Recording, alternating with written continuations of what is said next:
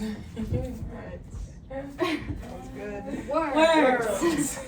So, we're continuing our study in invertebrates by looking at the phylum of Annelidas, which we dissected in Earthworm today in lab.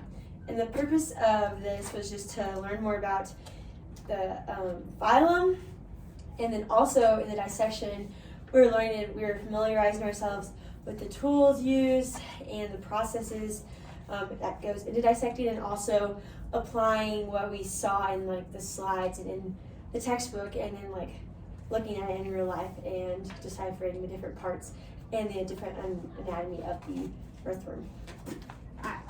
Then we filled out a chart reviewing basic concepts involving earthworms. Their type of symmetry is a bilateral symmetry. They're segmented in ring-like segments, where most of their segments have repeating structures and same functions, except for a couple specialized segments, such as the flotilla.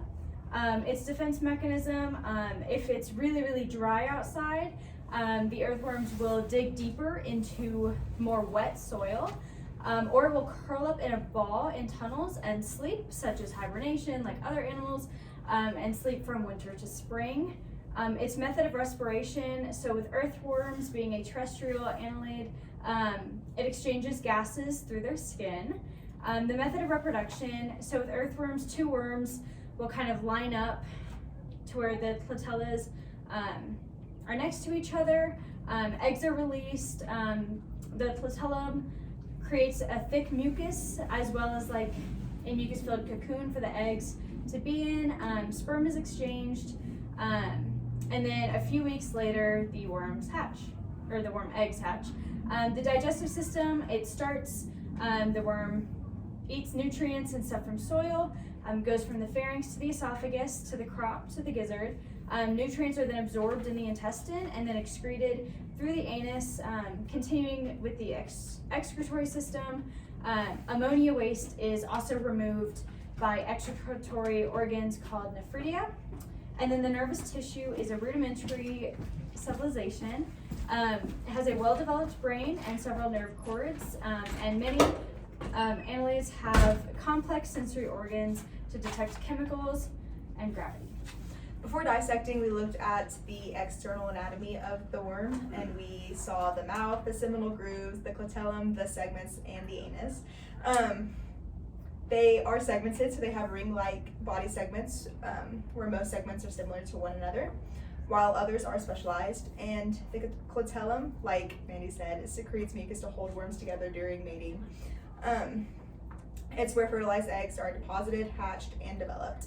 And then we also realized that earthworms have hydrostatic skeletons because their muscles work against the fluid-filled column to produce changes in length and width. And the hydroskeleton and the changes in length and width are what allows the worm to move. The worm has two kinds of muscles in its skin. There are circular muscles, which kind of wrap around the worm, and then longitudinal muscles, which go lengthwise down the worm.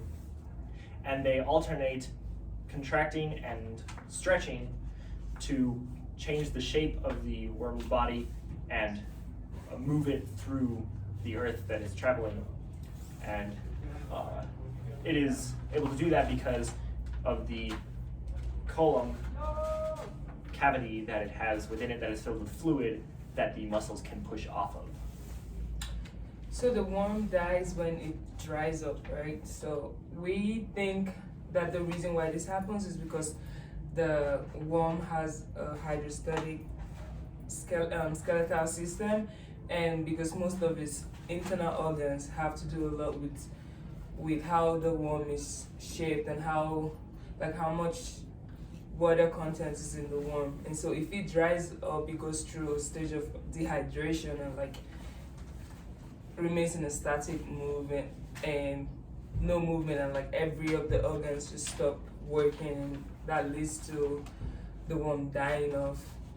So we think it has to do a lot with the kind of skeletal and internal system it has. Thanks. Thank you. I didn't realize